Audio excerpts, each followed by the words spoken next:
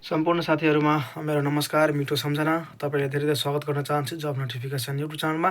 आशा गर्दछु तपाईहरु सन्चै हुनुहुन्छ होला। भिडियोलाई आज फेरि निरन्तरताको साथमा आज पनि 30 डेज च्यालेन्ज भिडियोमा आज 7औं दिनमा हामी आइपुगेका छौँ र आज रहेको छ सिओई सम्बन्धी भिडियो लिएर आइसकेको छु तपाईहरुको माझमा। यहाँ जापानमा एकदमै अत्याधिक चिसो बढेको छ। यदि जापानबाट हेर्दै हुनुहुन्छ भने सेफ्टी तरिकाले बस्नु होला, न्यानो लुगा लाउनु होला, तातो पानी खानु होला र सुपहरू खाँदै गर्नु होला। र यदि नेपालबाट हेर्दै हुनुहुन्छ भने नेपालको अत्याधिक काठमाडौँमा पनि धेरै चिसो बढिसकेको छ। यदि जापान आउन चाहनुहुन्छ भने, यस्तै इन्फर्मेसन लिन चाहनुहुन्छ भने भिडियोलाई लाइक गरेर च्यानल सब्स्क्राइब गर्नु होला, ताकि राम्रो भिडियोहरू तपाईँको साथमा पुग्छ। साथीहरू, आज हामीले एउटा सूचना पाएको छु जुन 2026 को अप्रिल इन्ट्रीको सिओई कुन ठाउँको कहिले आउने हो त्यो सम्पूर्ण जानकारी तपाईँलाई दिनेछु। टोकियोदेखि लिएर जापानको सम्पूर्ण ठाउँहरूको सिओई कहिले कहिले आउने हो सम्पूर्ण जानकारी दिनेछु। तबसम्म भिडियोलाई सुरुदेखि लिएर अन्त्यसम्म हेर्नु होला। र आज रहेको छ हाम्रो एकजना साथीले पठाउनु भएको छ, उहाँले पुरै जानकारी लिएर। अनि त्यसपछि उहाँले पठाउनु भएको छ टोकियोको सिओई रिजल्ट पब्लिस हुने टाइम रहेको छ तपाईँको टोकियोको फेब्रुअरी 15 देखि फेब्रुअरी 25 सम्म रहेको छ। र त यस्तै गरेर ओसाकाको रहेको छ फेब्रुअरी 10 देखि फेब्रुअरी 20 सम्मको रहेको छ। यस्तै गरेर नागोयाको रहेको छ फेब्रुअरी 12 देखि फेब्रुअरी 22 सम्ममा तपाईँको सिओई अपडेट आइहाल्छ।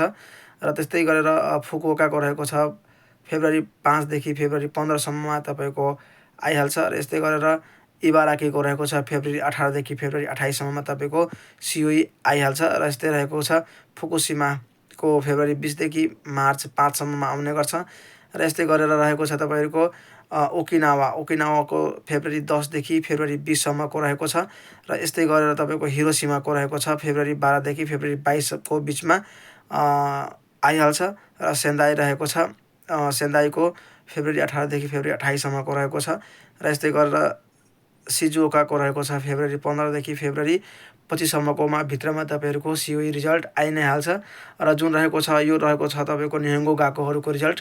निहोङ्गो गएकोहरूको रिजल्टमा तपाईँको ठ्याक्कै टाइम तोकिएको हुन्छ, त्यसमा एक हप्ता तलमाथि हुनसक्छ र यसको ठ्याक्कै टाइममा पब्लिस हुने गर्छ।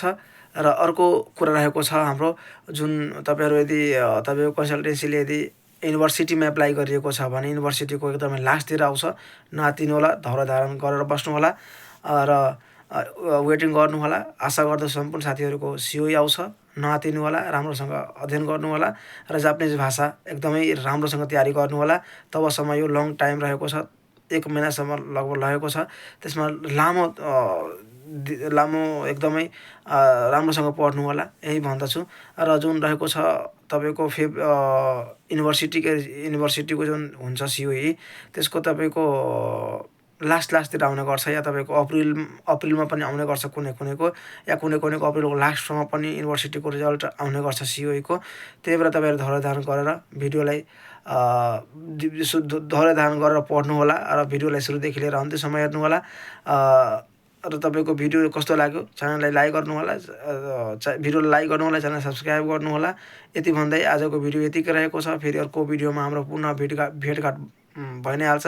र अहिलेसम्म 7 दिनको ब्लग तपाईँहरूले कस्तो लाग्यो, 30 डे च्यालेन्जको 7-9 भिडियोमा तपाईँहरू सम्पूर्ण भिडियो हेर्नुभयो होला। कस्तो भिडियो लागेको छ, केही राय सल्लाह सुझाव दिनुपर्नेमा हामीलाई डाइरेक्ट कमेन्ट गर्नु होला, या फेसबुक पेजबाट हेर्दै हुनुहुन्छ भने फेसबुक पेजलाई पनि फलो गर्नु होला।